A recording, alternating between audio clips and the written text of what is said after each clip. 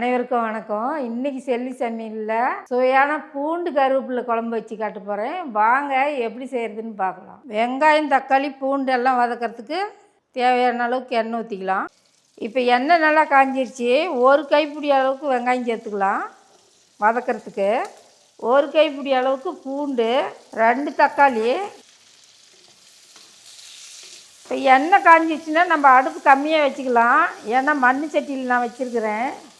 அது ரொம்ப புகை வரும், தீயலாயிரும். அதனால நான் கம்மியாக வச்சுருக்கிறேன். நல்லா வதங்கி வந்துடுச்சு. இப்போ நம்ம இது வேறு பாத்திரத்தில் மாற்றிக்கலாம். 5 நிமிஷம் ஆற விட்டு தண்ணி விடாமல் அரைச்சி எடுத்துக்கலாம் பேஸ்ட்டாக. நம்ம தாளிக்கிறதுக்கு தேவையான அளவுக்கு எண்ணெய் ஊற்றிக்கலாம். நான் 100 மில்லி அளவுக்கு எண்ணெய் எடுத்துக்கிறேன், கல்லெண்ணெய். கடுகு 1/2 ஸ்பூன் சேர்த்துக்கலாம். சீரகம் சின்ன ஸ்பூனில் 1 ஸ்பூனு, உளுத்தம்பருப்பு 1 ஸ்பூனு, வெந்தயம் 1 ஸ்பூனு. இப்போ இது எல்லாம் நல்லா பொடிஞ்சு வரட்டும். சின்ன வெங்காயம் ஒரு 150 கிராம் நான் உரித்து கட் பண்ணி வச்சுருக்கிறேன். பூண்டு 2 கட்டி அளவுக்கு உரித்து எடுத்து வச்சுருக்கிறேன். சின்ன வெங்காயமும் பூண்டும் கலர் மாறுற வரையும் நல்லா வதக்கணும். இது கூடவே கருவேப்பிலை ஒரு கொத்து சேர்த்துக்கலாம். இப்போ வெங்காயமும் பூண்டும் நல்லா வதங்கிருச்சு.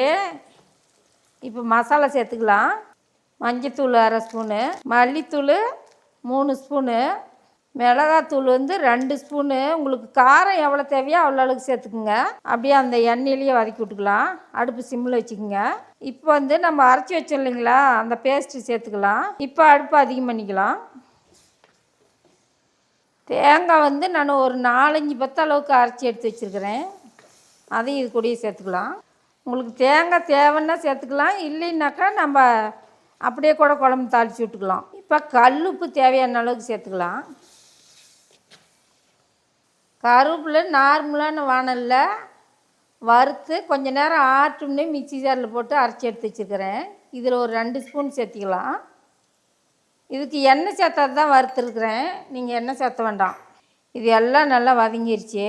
இப்போ நான் ஒரு சின்ன எலுமிச்சம்பழம் அளவுக்கு புளி கரைச்சி எடுத்து வச்சுருக்கிறேன். அதையும் இது கூடயே சேர்த்துக்கலாம். தண்ணி தேவையான அளவுக்கு சேர்த்துக்கலாம். உங்களுக்கு குழம்பு கொஞ்சம் கிரேவி மாரி வேணும்னா தண்ணி கம்மி பண்ணிக்கோங்க. கொஞ்சம் தண்ணியாக வேணும்னா தண்ணி அதிகம் சேர்த்திக்கங்க. நான் கொஞ்சம் கிரேவி மாரி தான் வேணும்னு கொஞ்சமாக தண்ணி விட்டுருக்குறேன்.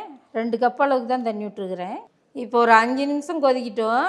இப்போ சுவையான பூண்டு கருவேப்பிலை குழம்பு ரெடி ஆயிடுச்சு.